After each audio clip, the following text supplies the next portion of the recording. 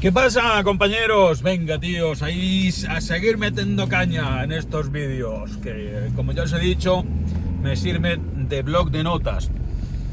Y una de las cosas de las que yo quería hablaros es de los viajes en avión, porque el transporte aéreo es para mí una herramienta básica. A mí no me gustan los aviones, ¿no? O sea, me parecen el yin y el yang de los viajes. Es decir, el yin es el viaje en moto y el yang es el viaje en avión. El yin es el viaje en moto, donde tú estás sometido a las inclemencias del tiempo y por tanto es más incómodo, tardas mucho más en llegar a los sitios, pero vas a tu rollo, eres un individuo, estás tú en tu moto, tú te gestionas el ritmo, te gestionas el itinerario, tú eres, como yo digo, el dios del viaje, en el sentido de que tienes toda la libertad, toda la autonomía y no estás sometido más que a las inclemencias del tiempo y a las limitaciones que te puedan poner las autoridades, es decir, fronteras, controles militares, policías, normalmente policías corruptos, etcétera, etcétera, etcétera, que son las cosas que uno se encuentra cuando sale de la burbuja occidental. Digresión. Nosotros esto de, yo por ejemplo, tener la idea de que te puedes hacer un Madrid-Valencia 330 kilómetros o un Madrid-Sevilla casi 500 sin que te pare un cuerpo policial o militar, esto que nos hemos creído nosotros que es la normalidad, no lo es en absoluto. Es decir, el mundo está trufado de controles militares, está trufado de gente que te para y te hace perder tiempo. Porque tú no eres dueño de tu tiempo, son ellos. Es decir, un tío con una pistola en una carretera, en un roadblock, en un checkpoint, es dueño de tu tiempo y te puede tener ahí el tiempo que le salga de la punta del nabo. Así que, como todo, nos hemos acostumbrado a las 3, 4, 5 comidas al día, nos hemos acostumbrado a la electricidad, nos hemos acostumbrado al agua caliente. Eso no es lo normal. Lo normal es que estés en un país que sea una dictadura. Eso, el mundo está compartimentado en dictaduras. Y las dictaduras tienen siempre, por los que están a favor, que es los que reciben el sueldo del dictador, militares, policías, y los que están en contra, que suelen ser las guerrillas, porque lo que quieren es poner otra dictadura distinta. Entonces, pues bueno, esa es una cosa con lo que, en fin, la realidad del mundo compartimentado en dictaduras, donde las fronteras no son más que líneas arbitrarias dibujadas en un mapa que separan el poder de un dictador del dictador vecino, que así es como yo definí ya hace muchos años las fronteras, pues así son las cosas. Entonces, claro, luego la gente se lleva unas hostias tremendas cuando se da cuenta de que eso no es así. De pronto, y se enfadan, y se encabronan, y se engorilan, y si tal, ¿no? Pues oye, es la vida, tío. No salgas de España si no quieres verte sometido a la arbitrariedad de un madero y prácticamente analfabeto. Pues es que eso es lo que sucede por ahí. Porque otra cosa que vosotros tenéis que saber es que, claro, como no me leéis, no tenéis ni puta idea.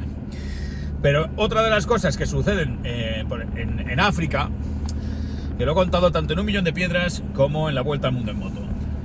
Nosotros ahora mismo, en nuestras democracias occidentales, de barriguitas bien llenitas y donde estamos calentitos, nosotros pensamos ahora que, por ejemplo, que el que se mete cura o monja es que está mal de la cabeza, es un raro. Y tampoco te creas que el ser soldado profesional es, digamos, uno de los puestos de trabajo más envidiados. Bueno, eso no es así en el resto del mundo. Tampoco es otra de esas grandes diferencias. Por ejemplo, yo cuando estuve en África, y lo conté en Un Millón de Piedras, yo estuve conviviendo con unas monjas de un hospital de campaña, en un sitio perdido. Ya no iban las ONGs, nadie le hacía ni caso. Solamente las monjitas de aquella diócesis se encargaban de atender a los más necesitados, pero de verdad, porque si un pobre es pobre en África, un pobre es la hostia.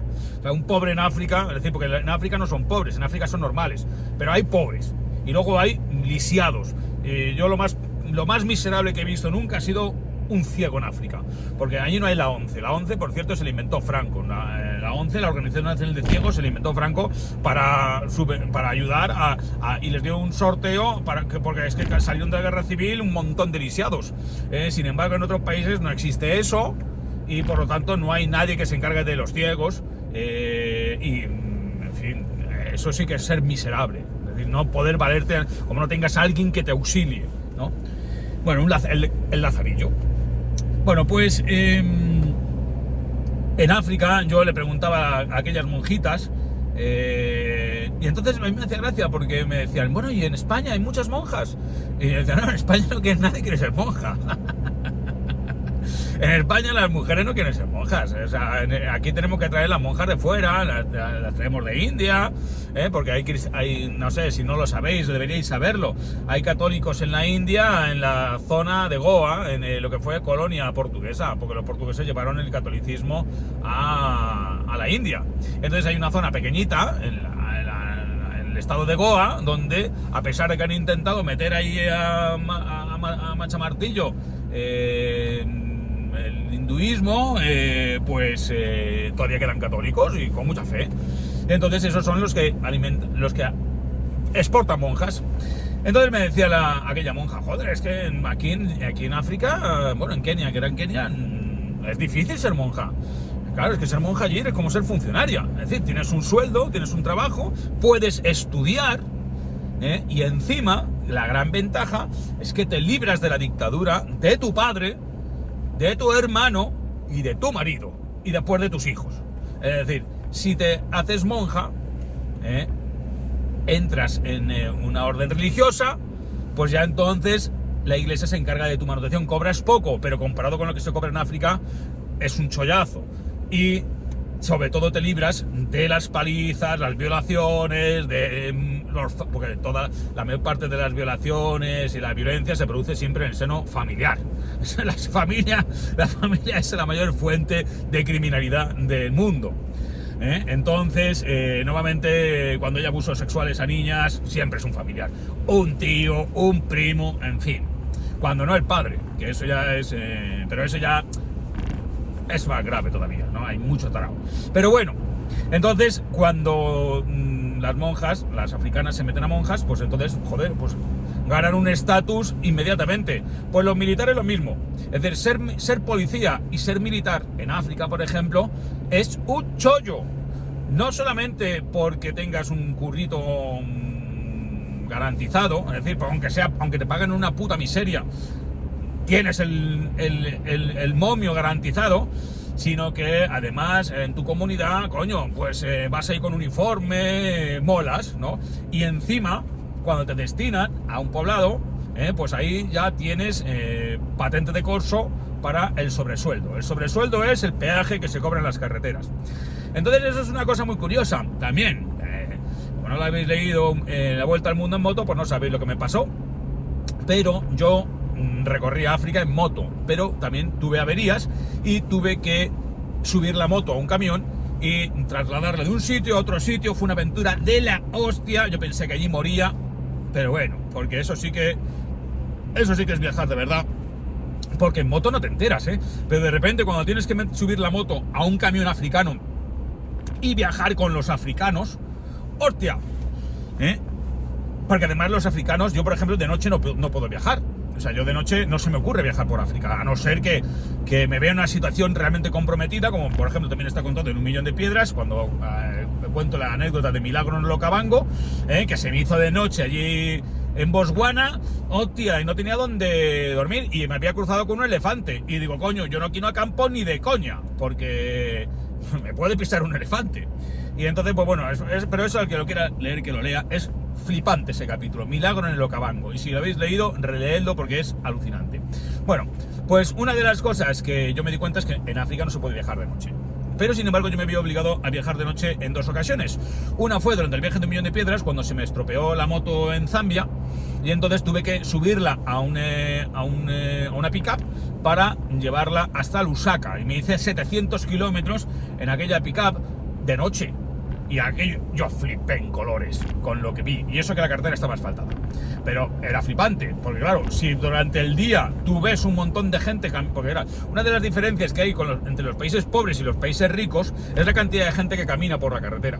Es decir, porque tú, claro, nosotros vamos por aquí por la autopista y tú no ves a nadie por el arcén. No ves gente caminando. Sí, de vez en cuando te metes por una carretera de montaña, pues ver a los senderistas. Pero también te ves al típico que va arrastrando un macuto enorme, que es una especie de Forrest Gump, y dices, bueno, este es un grillao, ¿no? Entonces hay algunos grillaos, que son los vagabundos de toda la vida, que, bueno, vagan por el mundo. Bueno, pero normalmente la gente no camina en España por la carretera. Tú te vas a cualquier país de Europa y la gente no camina por la carretera. Sin embargo, te vas a cualquier país pobre y ya puede ser la carretera cojonuda, que siempre vas a encontrar gente caminando, porque no tienen otro vehículo. Es otra de las cosas que tampoco te das cuenta, que no valoras. Aquí en España tenemos todos medios de transporte. Si no tenemos medio de transporte privado, tenemos el BlaBlaCar, el car sharing, los patinetes y tal, ¿no? Y si no, hay autobuses, hay trenes. En los países pobres, tío, que son la puta mayoría, es decir, el 80% de la humanidad vive en condiciones que a ti se te harían intolerables. Es decir, tú no eres normal. Tú eres raro de cojones por estar todo el día quejándote y por tener un smartphone, ¿sabes? O sea, eres raro de cojones. Porque aunque seas un pobre, es que soy pobre, macho, pues tú ya tienes más que el 80% de la humanidad. Bien. Entonces, en esos países la gente anda por la carretera. Anda por la carretera porque no tienen otra forma de andar, de llegar a los sitios. Y de vez en cuando ves a un privilegiado en bicicleta. O sea que las bicicletas son todavía del que tiene algo más que sus pies. Bien, entonces ¿qué ocurre? Tú vas conduciendo y no haces más que cruzarte con gente caminando. Todo el tiempo. Pum, pum, en África todo el tiempo ves gente caminando. ¿Ves? Los niños van al colegio caminando, la gente va a trabajar caminando, te los encuentras desde por la mañana, claro. Yo no sabía que también caminaban de noche. Pues si tienen que ir a casa de noche, pues van a casa caminando de noche. Y de repente, claro, como yo no conducía de noche, de repente yo voy en la pick-up, tío, y que no se veía nada, tío, era todo súper oscuro, como boca de lobo. Todo con esa maleza, lo que llaman bush, que son arbustos ahí a los lados de la carretera que se quieren comer la carretera, que no es ni siquiera selva, no es sabana, no es bonito, es un puto matorral que dura cientos de kilómetros. Bueno, pues de repente los faros iluminaban ahí a gente que salía de la nada, tío, y Dios mío. Bueno, eso fue cuando me quedé tirado, pero después, la siguiente vez que me he tirado fue durante la vuelta al mundo. Eso ya me tocó hacer un recorrido en un camión de carga por una pista, la pista de Moyales, sin asfaltar, embarrada tope, tío, con bandidos, aquello fue una odisea. Es muy interesante ese viaje. Bueno, pues una de las cosas que sucedía en ese viaje eran los controles militares. Y entonces yo, que había cruzado prácticamente, yo ya me había hecho África en 1.000.000 de piedras y había hecho bastante parte de África durante el viaje de la vuelta al mundo, pues a mí cuando me paraban en los controles militares, la policía, me piden la documentación y tal, yo no pago un puto duro. Vamos, ni de coña, porque yo sí pago en este control y en este control y en este control, al final, como lo agarrado que soy, porque a mí yo intento agarrarme por eso yo viajo tan barato y os recomiendo que sigáis mis ejemplos y veáis mis vídeos, para conocer estos trucos, para no pagar de más, porque yo consigo viajar lo más barato posible. Bueno, entonces, ¿por qué? Porque yo he sido siempre consciente, como yo sabía que tenía el dinero ahorrado para un año de viaje, que si me ahorraba 10 euros al día en comer, en dormir y tal, pues era un depósito más de gasolina, era un día más de viaje. Entonces yo siempre he sido muy consciente de eso. Entonces, ¿qué ocurre? Yo me niego a pagar en los controles militares. Y entonces, pues, si no me han pillado en algún marrón, yo no pago. Entonces yo me quedo ahí, no sé qué, y al final te dejan pasar porque eres blanco. Y otra cosa, ay, qué miedo, no te pasará nada, no tienes miedo de... ¿Pero qué dices miedo, tío? O sea, yo cuando viajo por África, yo...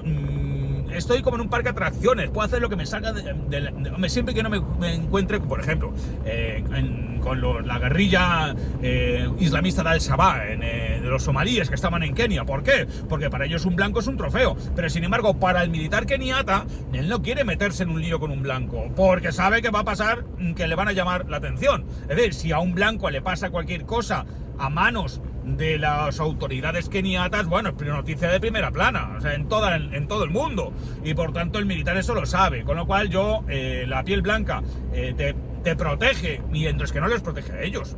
Y entonces pues yo iba haciendo lo que me salía un poco de los huevos, yo pues no me negaba a pagar y tal, entonces me dejaban pasar. Cuando iba en el camión, el conductor del camión pagaba, porque el conductor del camión tiene una misión. Un camión en África no es como aquí. Otra cosa que también, no sé, aquí nosotros vemos un camión y un tío. Allí no. Allí un camión es un barco.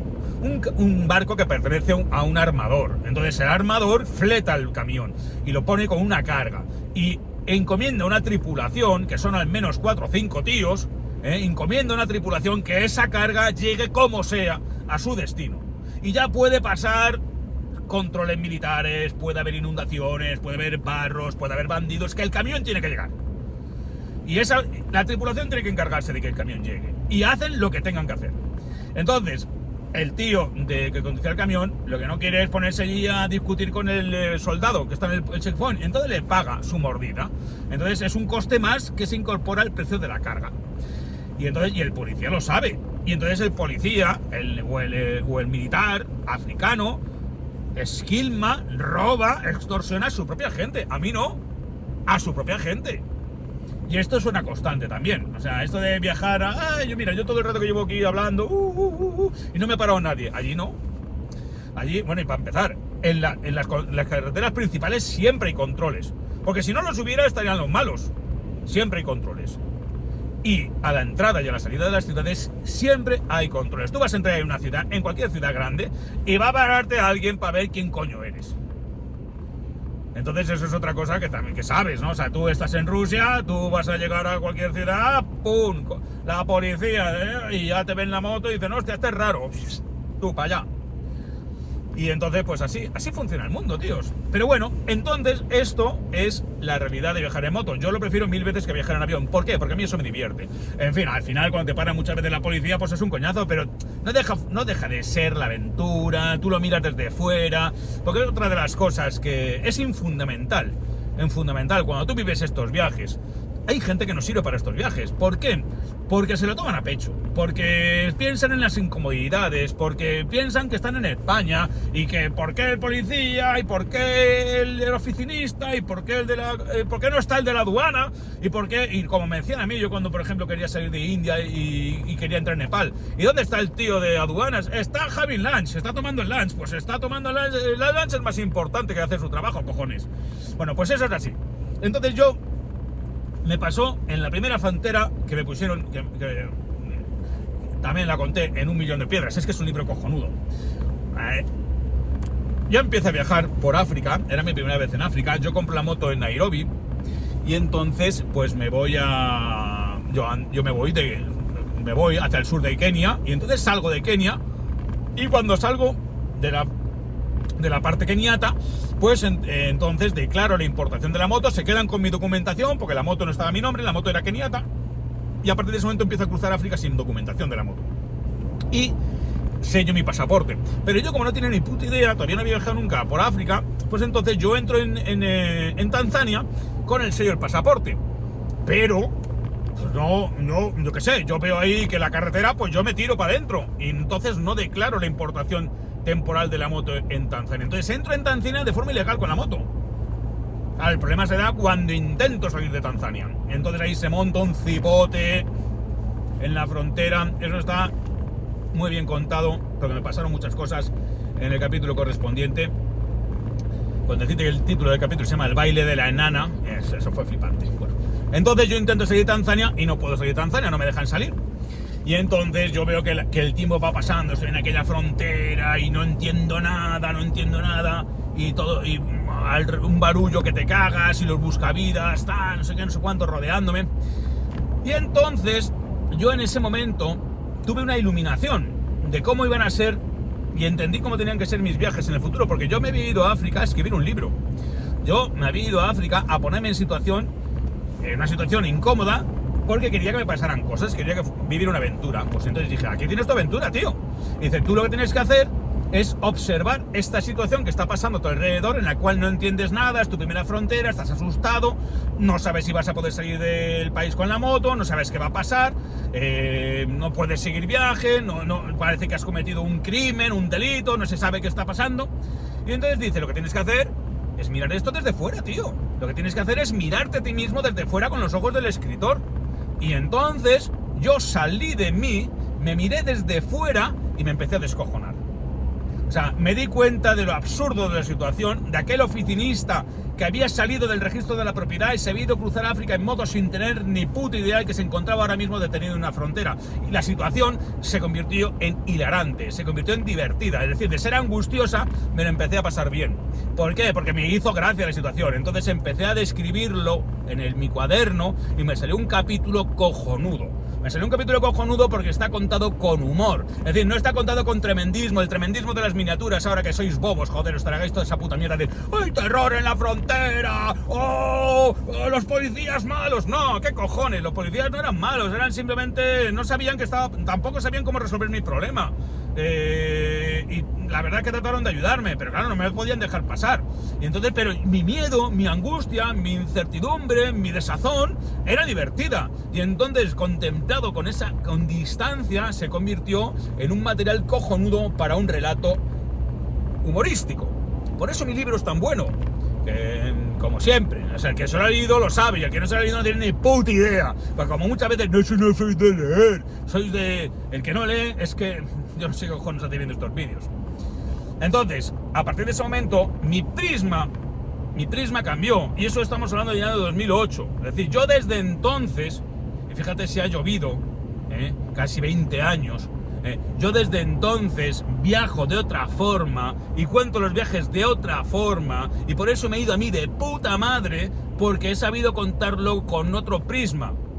Un prisma que estaba completamente... porque tú ahora mismo, esas miniaturas de terror que te dicen accidente, control, policía mala, no sé qué, luego te ves el vídeo y es una chorrada y te quedas defraudado. En cambio tú conmigo no ves nada de eso. Yo lo que hago es desdramatizo.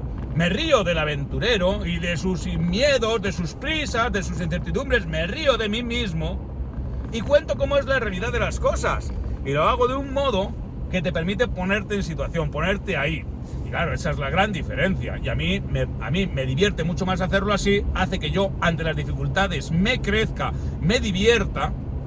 Y después hace que mi relato sea mucho mejor, ha sido más entretenido, más divertido, y por eso estoy donde estoy. Por eso he salido en la tele durante 17 temporadas de Amazon Prime, tengo 8 libros publicados, me ha publicado Plaza y Janés, en fin, etcétera, etcétera, etcétera, que parece mentira que tenga que hacer un balance de todo mi currículum para demostrar una cosa tan obvia como es que he llegado a donde no ha llegado nadie más.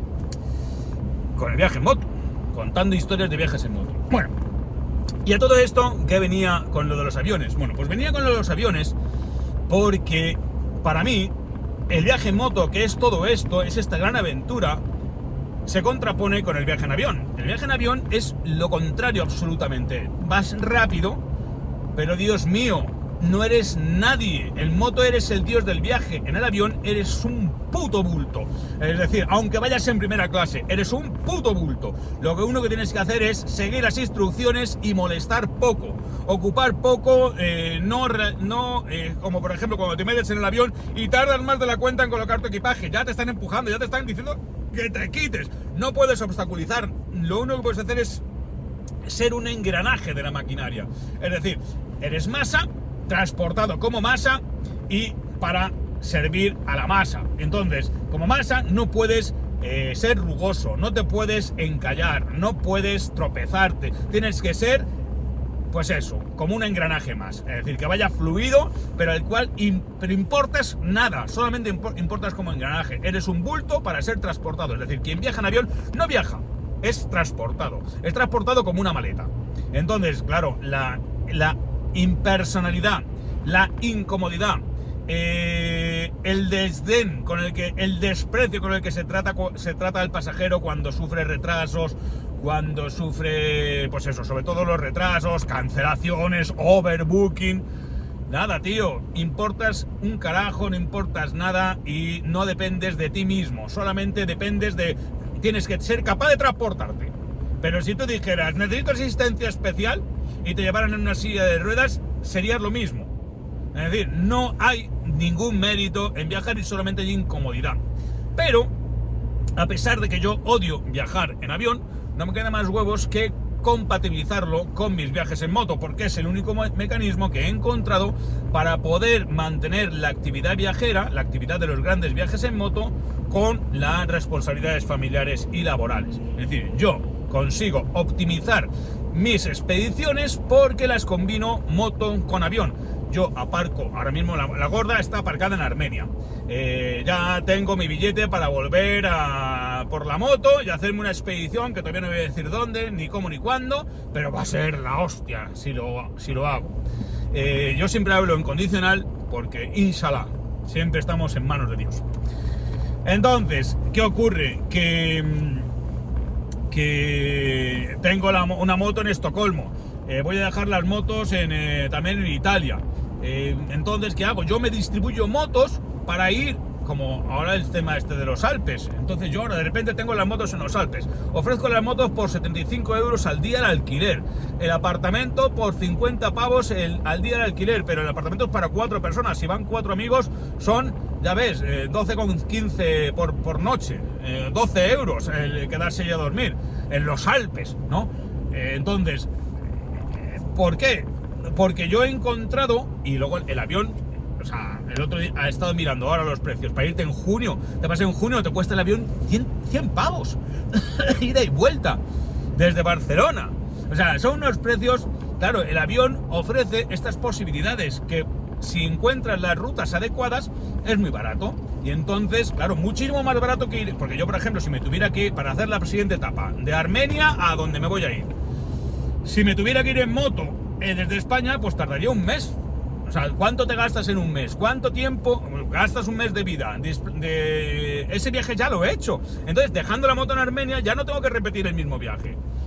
Ahora, cuando deje las motos en Italia, ya no tengo que hacer el coñazo de las autopistas francesas. Entonces, a mí los vuelos en avión me facilitan enormemente la logística para mis viajes en moto. Entonces, para mí es un contraste inmediato, es decir, yo me voy una semana, pues tengo 2 días de sufrimiento en avión y 5 días de disfrute en moto. Entonces para mí es, joder, como del infierno al cielo en cuestión de horas. Estoy ahí metido en el avión, haciendo cola, pasando el filtro de seguridad, quitándote las zapatillas, control aleatorio, registro aleatorio, saca el laptop, saca el iPad, en fin, todas estas mierdas, y luego encima, para llegar al avión y allí encontrarnos con de lo que os voy a hablar el próximo día, que es la lucha de codos. Porque esto es lo que ha provocado también la democratización del avión. Es decir, antes viajar en avión era como una cosa de las élites, ¿no? Ahora viajar en avión ya está Ryanair. O sea, somos clase Ryanair. Yo soy clase Ryanair porque lo utilizo un huevo.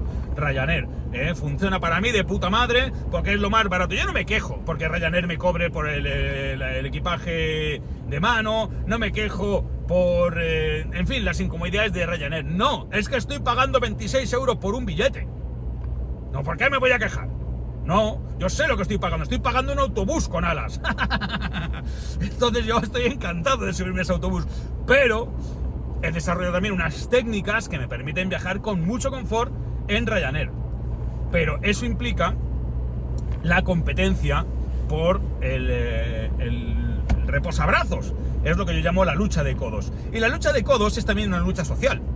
Es una lucha de clases y de sexos. Pero bueno, de esto lo desarrollaré en otro próximo vídeo, porque ya me está quedando muy largo y ya tengo los minutos suficientes como para entretenerme en mi próxima sesión de ejercicio cardiovascular en la cinta de correr. Rock and roll. Próximo capítulo, que también será capítulo del libro, Lucha de codos.